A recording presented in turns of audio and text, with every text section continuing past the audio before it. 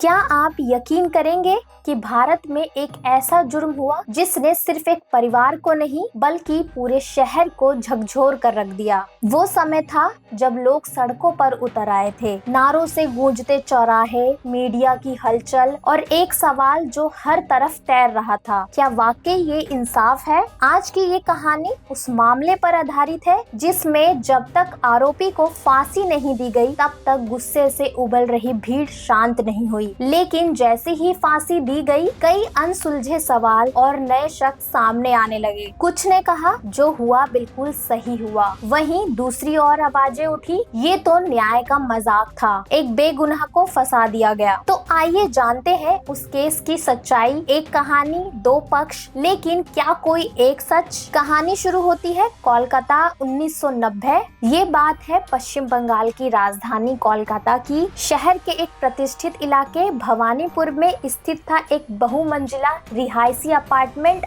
आनंद apartment. इसी building की तीसरी मंजिल पर रहता था एक गुजराती परिवार, पारेख परिवार। नगरदास पारेख पेशे से जोहरी, अपनी पत्नी यशोमती, बेटे भावेश और बेटी हेतल पारेख के साथ यहाँ रहते थे। ये परिवार मूल रूप से गुजरात से था और 1987 में कोलकाता आकर बसा था। नगरदास का ज्वेलरी का बिजनेस यहाँ काफी अच्छा चल रहा था। हेतल एक सामान्य लड़की थी। वह बोबोजार के बिलाल्ड गोल्ड स्मिथ स्कूल में 10वीं कक्षा में पढ़ती थी। एक सामान्य गुजराती परिवार की सामान्य सी जिंदगी थी जिसमें काम, पढ़ाई और पूजा पाठ का सिलसिला चलता रहता था। अब बात करते हैं उस शख्स की जो इस केस का मुख्य किरदार बना, धनंजय चटर्जी, एक मध्य वर्गीय बंगाली परिवार का बेटा जिसकी पैदाइशी कुलदीपी नामक गांव में हुई थी। कम पढ़ाई और सीमित संसाधनों के बीच उसकी नौकरी लगी थी एक सिक्योरिटी गार्ड के तौर पर और पोस्टिंग हुई थी आनंद अपार्टमेंट में। 1987 में ही जब पारेख परिवार वहां शिफ्ट हुआ, धनंजय ने वहीं सुबह 6 से दोपहर 2 बजे तक की शिफ्ट में ड्यूटी शुरू की। काम सीधा था, गेट खोलना, विजिटर का रिकॉर्ड रखना और बिल्डिंग की निगरानी करना। 1989 में धनंजय की शादी हुई एक आंगनवाड़ी कार्यकर्ता पूर्णिमा से। शादी के लिए उसने खुद को बीएसएफ जवान बताया, लेकिन हकीकत कुछ और ही निकली। वह सिर्फ एक अपार्टमेंट का गार्ड था। धोखे से हुई शादी को पूर्णिमा ने आखिरकार स्वीकार कर लिया और दोनों एक सामान्य जीवन जीने लगे।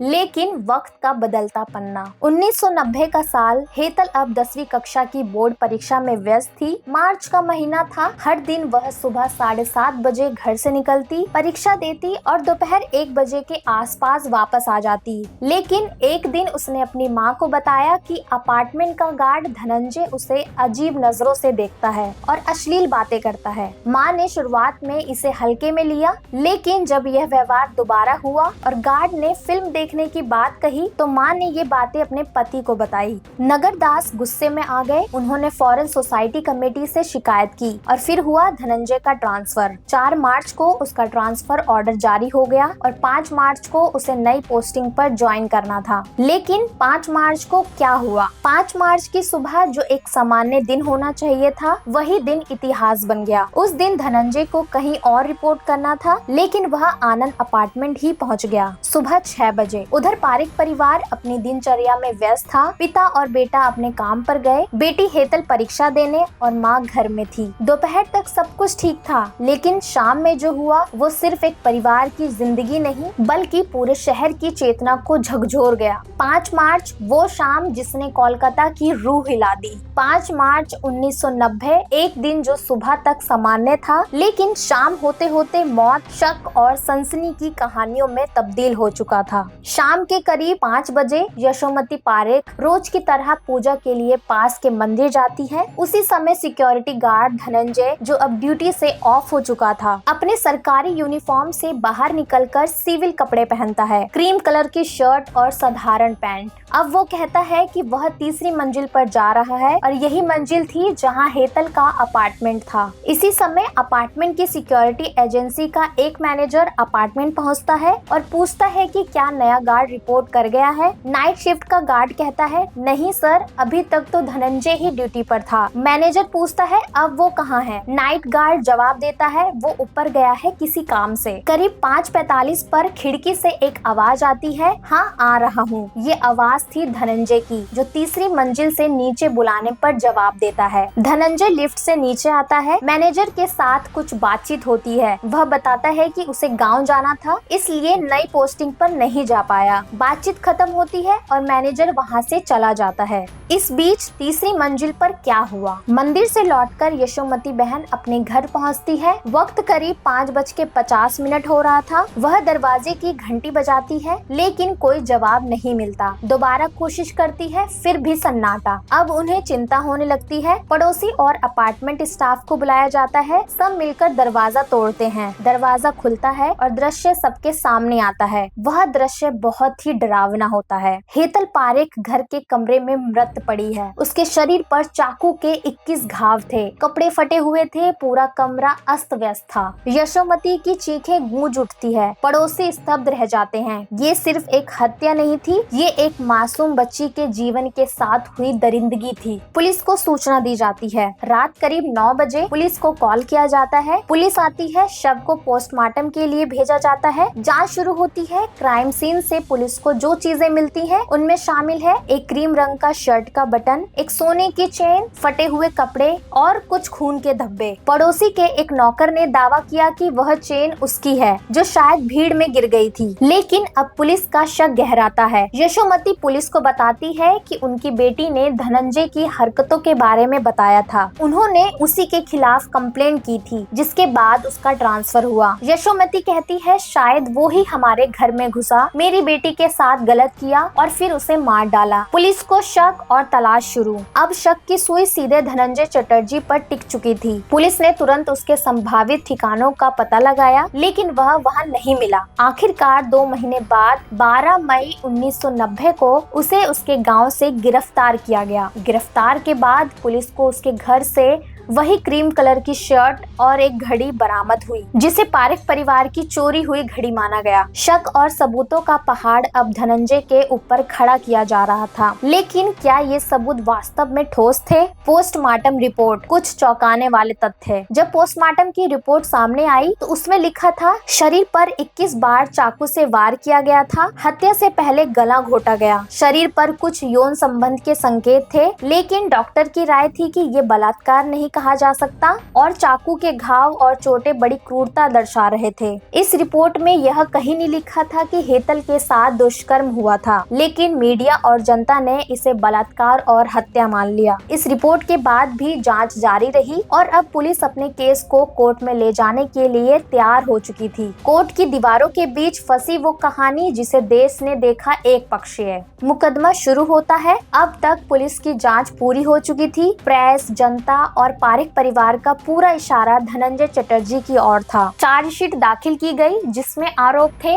हत्या, मर्डर अंडर IPC 302, आपराधिक अतिक्रमण, हाउस ट्रेसपासिंग अंडर IPC 449, चोरी थेफ्ट अंडर IPC 380 और संदेहास्पद यौन शोषण। कोलकाता की अलीपुर सेशन कोर्ट में मुकदमा शुरू हुआ। जनता का जवाब, मीडिया की रिपोर्टिंग और राजनीतिक माहौल ऐसा था कि हर कोई बस एक ही बात कह रहा था, धनंजय ही दोषी है। गवाहों के बयान, लेकिन क्या वो सच थे? अब बारी थी गवाहों की। हेतल के माता पिता ने कोर्ट में बयान दिया कि उनकी बेटी ने पहले ही धनंजय की हरकतों के बारे में बताया था। वह नौकर जिसकी चैन घर में मिली थी, पहले पुलिस को कहता है कि वो चैन उसकी है जो गिर गई थी, लेकिन कोर्ट में उसने बयान बदला, वो चैन मैंने धनंजय को गिफ्ट में दी थी। लिफ्टमैन जिसने कथित तौर पर कहा था कि उसने धनंजय को ऊपर जाते देखा, कोर्ट में बयान देता है कि मैं तो वॉशरूम में था, देखा नहीं। नाइट शिफ्ट का सिक्योरिटी गार्ड कहता है कि धनंजय ने 5:25 पर कहा था कि वह तीसरी मंजिल पर जा रहा है और 5:45 पर वापस आया। अब तक किसी भी गवाह ने यह नहीं कहा कि उसने धनंजय को घर में घुसते निकलते देखा। कोई भी सीधा गवाह नहीं था। फॉरेंसिक जांच, किसका खून था?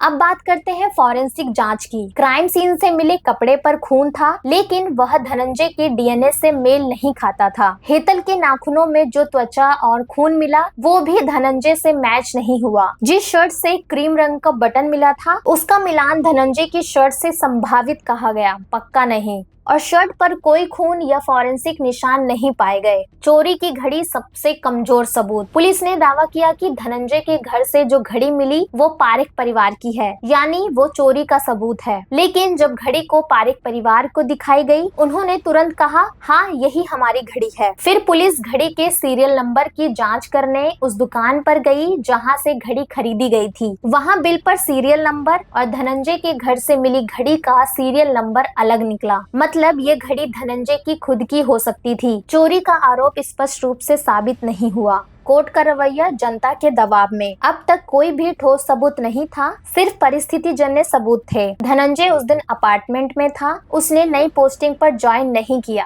उसे ऊपर जाते हुए देखा गया लेकिन अंदर जाते नहीं। क्राइम सीन से मिला बटन शायद उसकी शर्ट का हो सकता है, लेकिन इन बातों के बीच अदालत ने कहा कि धनंजय एक सिक्योरिटी गार्ड था जिसकी जिम्मेदारी लोगों की सुरक्षा थी। लेकिन उसने न सिर्फ इस जिम्मेदारी को तोड़ा बल्कि एक 16 वर्षीय छात्रा का जीवन भी छीन लिया। ये case rarest of the rare की श्रेणी में आता है। और फिर अलीपुर सेशन कोर्ट ने धनंजय को फांसी की सजा सुना दी। अपीलें और फांसी की तारीख। फैसले के खिलाफ कलकत्ता हाई कोर्ट और फिर सुप्रीम कोर्ट में अपील की गई, लेकिन हर जगह से फैसला वही आया, फांसी बरकरार। 2004 में राष्ट्रपति को मर्सी पिटीशन यानी दया याचिका भेजी गई, लेकिन वह भी रिजेक्ट कर दी गई। फांसी की तारीख तय हुई 15 अगस्त 2004 सुबह 4:30 बजे। स्थान अलीपुर सेंट्रल जेल कोलकाता। आखिरी रात एक निर्दोष की पुकार। 14 अगस्त की रात धनंजय को स्नान कराया गया, नए कपड़े पहनाए गए। जेलर ने उससे आखिरी बात की। धनंजय बार बार कह रहा था, मैं निर्दोष हूँ, मैंने कुछ नहीं किया, मुझे फंसाया गया है, गरीब हूँ इसलिए कोई मेरी नहीं सुनेगा, लेकिन भगवान सब देख रहा है। उसने यहाँ तक कहा कि क्या मेरी फांसी के बाद असली जांच की जाएगी, क्या असली गुनहगार सामने आएगा। सुबह 4:30 बजे जल्लाद नटराम ने लीवर खींचा और धनंजय चटर्जी को फांसी दे दी गई। फांसी के बाद खुलते राज और उठते सवाल। फांसी हुई लेकिन बवाल थमा नहीं। 15 अगस्त 2004 की सुबह 4:30 बजे अलीपुर सेंट्रल जेल में धनंजय चटर्जी को फांसी दे दी गई। जेल के बाहर भीड़ थी, मीडिया के कैमरे ताने खड़े थे और समाज दो हिस्सों में बंट चुका था। कुछ लोगों की आंखों में राहत थी जैसे उन्हें न्याय मिल गया हो, लेकिन कुछ की आंखों में सवाल थे। क्या हमने एक निर्दोष को लटका दिया? क्या ये वाकई इंसाफ था या एक जन आक्रोश में लिया गया फैसला? सुप्रीम कोर्ट का रुख। सुप्रीम कोर्ट ने कहा था कि यह case rarest of the rare में आता है। एक सिक्योरिटी गार्ड जिसने भरोसे को तोड़ा और एक नाबालिग छात्रा की हत्या की, पर कोर्ट ने दुष्कर्म की पुष्टि नहीं की थी और ना ही कोई ऐसा प्रत्यक्ष गवाह था जिसने धनंजय को अपराध करते हुए देखा हो। फिर भी परिस्थितियों को जोड़ते हुए फैसला सुनाया गया। मीडिया ट्रायल, पहले फांसी फिर फर्जीवाड़ा। इस केस की सबसे अहम कड़ी थी मीडिया की भूमिका। फांसी से पहले अखबारों और टीवी चैनलों में सिर्फ एक ही नैरेटिव छाया था, 16 साल की लड़की का रेप कर हत्या करने वालों को फांसी दो। धनंजय को दरिंदा, हफ्सी सिक्योरिटी गार्ड, गुनहगार जैसे शब्दों से पुकारा गया। लेकिन फांसी के बाद जब फॉरेंसिक रिपोर्ट, डीएनए मिसमैच और चश्मित गवाहों की कमी पर बहस शुरू हुई तो वही मीडिया धीरे धीरे बैकफुट पर आने लगी। इंडियन स्टैटिस्टिकल इंस्टीट्यूट की रिपोर्ट। कोलकाता के इंडियन स्टैटिस्टिकल इंस्टीट्यूट के 2 स्कॉलर्स ने इस केस की गहराई से जांच की। उन्होंने बताया कि क्राइम सीन से जो बटन मिला था उसका शर्ट से कोई ठोस मेल नहीं था। घड़ी के सीरियल नंबर अलग थे। वो घड़ी चोरी की नहीं, धनंजय की खुद की थी। डीएनए का कोई नमूना धनंजय से मैच नहीं करता था। फॉरेंसिक रिपोर्ट ने दुष्कर्म की पुष्टि नहीं की थी। और सबसे बड़ी बात, हत्या के समय और धनंजय की लोकेशन में 20 मिनट का फर्क था, जिसमें ये सब करना लगभग असंभव था। झूठे बयान, विरोधाभास। गवाहियों में भारी विरोधाभास थे। मां ने कहा कि लिफ्टमैन ने उन्हें बताया कि उसने धनंजय को ऊपर जाते देखा, लेकिन लिफ्टमैन ने कोर्ट में कहा, मैं तो वॉशरूम में था, कुछ देखा ही नहीं। नौकर ने पहले कहा चैन मेरी है, फिर बोला मैंने धनंजय को गिफ्ट दी थी। फॉरेंसिक रिपोर्ट ने कहा शरीर पर दुष्कर्म के निशान नहीं है, सिर्फ संभावना है। लेकिन मीडिया और कोर्ट में यह दुष्कर्म और हत्या का केस बन गया।